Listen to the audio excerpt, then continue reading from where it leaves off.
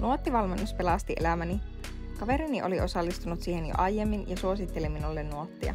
Onneksi uskalsin ottaa yhteyttä Kelaan, että saisin oman nuottivalmentajan, sillä en tiedä missä olisin tällä hetkellä.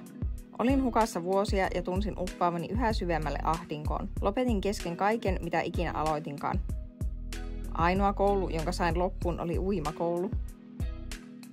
Halusin löytää minulle sopivan ammatin ja siihen todellakin tarvitsin apua. Kotona miettimällä asia ei edennyt mihinkään. Kelan sivulta pääsin valitsemaan itselleni mieluisan valmentajan ja hain saman tien valmennukseen. Muutospolulla sain ihanan vastaanoton ja minua kuunneltiin. Heti alussa minulle tuli tunne, että minua ei painosteta mihinkään ja eteneminen kulki minun tahtiini.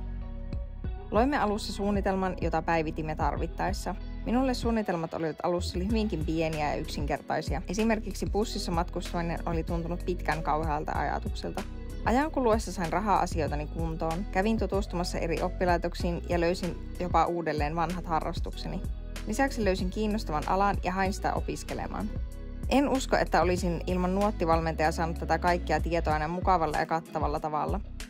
Minusta on tärkeää löytää valmentaja, jonka kanssa syntyy yhteys ja luottamus. Muutospolulla tunsin olevani oma itseni ja sain mahtavaa palvelua. Voin suositella valmennusta kaikille nuorille, jotka etsivät omaa itseään, kiinnostuksen kohteitaan, haluavat rohkaisua elämään ja ennen kaikkea muutosta.